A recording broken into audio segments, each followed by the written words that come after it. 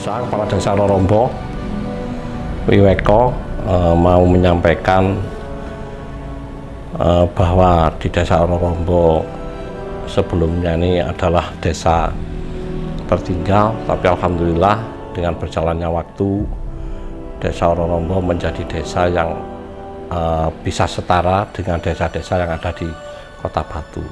Perlu kami sampaikan bahwa Rorombo sebelum menjadi salah satu desa maju di Indonesia tahun 2008 termasuk adalah desa tertinggal urutan nomor 2 yang berada di Kota Batu.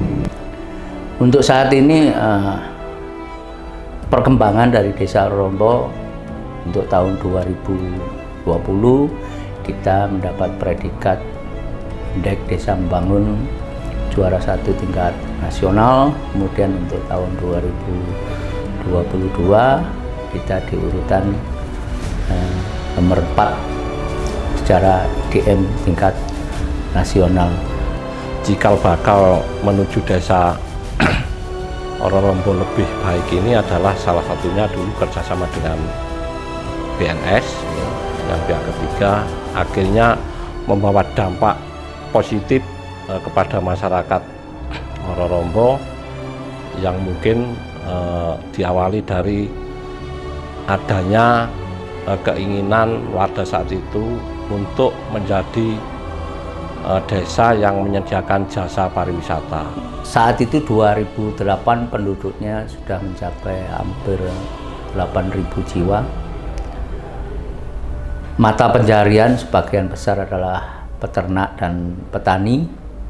Kemudian sejak tahun 2009 kami alih profesi dari peternak dan petani menjadi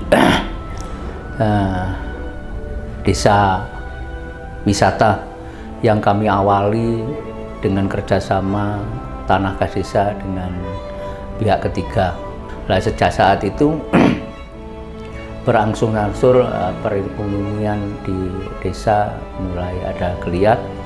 Karena apa? Kami sepakat untuk alih profesi dari petani menjadi peternak. Satu, karena sebagian besar lahan pertanian di Desa Rorombo hampir 80% adalah tanah hujan.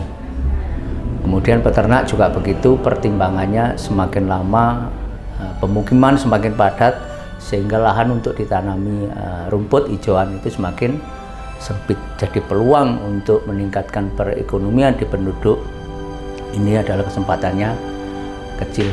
Akhirnya pada saat itu kami diskusi dengan beberapa anak muda, salah satunya adalah yang namanya Mas Soleh. Itu dulu memang kita suruh untuk rumahnya dicoba untuk dibuat homestay. Kemudian dari kerjasama tersebut muncullah beberapa usaha ekonomi baru seperti PKL, kemudian jasa pariwisata termasuk ojek, kemudian ada homestay dan kos-kosan yang saat ini homestay-nya sudah mencapai hampir 260 rumah, sama dengan kos-kosan kurang lebih hampir 100 kamar lebih. Dan alhamdulillah dengan adanya kerja sama dengan BNS, sekarang Desa Rorombo punya yang namanya pendapatan asli desa, yang dimana dari hasil pendapatan asli desa dapat kita gunakan untuk membangun desa dari segi pemberdayaan ekonomi, pemberdayaan masyarakat maupun pengadaan infrastruktur yang lain. Lambat laun berjalannya waktu, akhirnya tetangga-tetangga mengikuti, rumah tinggalnya disewakan untuk wisatawan yang mau menginap. Nah, sampai hari ini pun insya Allah sudah hampir 250 itu yang terdaftar nih, homestay. Nah, itu yang terdaftar di paguyuban, baik paguyuban tingkat desa maupun RW, tetapi belum lagi ditambah perumahan-perumahan baru ini rupanya juga sudah mengarah disewakan untuk homestay.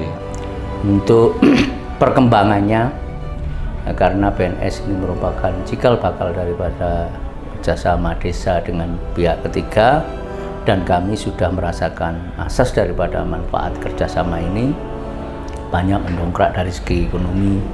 Yang kedua, banyak menciptakan lapangan pekerja baru.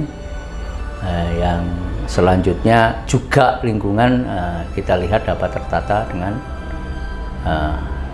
baik, terutama dari segi infrastruktur desa. Intinya adalah pengelolaan tanah kekayaan desa dari masyarakat, oleh masyarakat, dan untuk masyarakat.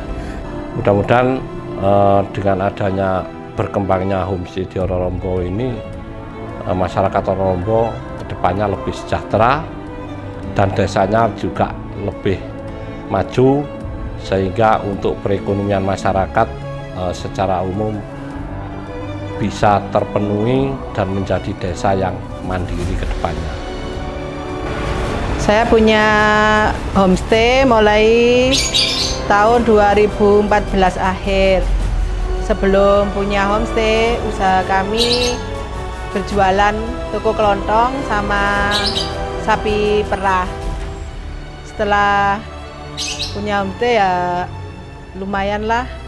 Pada tahun itu perekonomiannya semakin baik.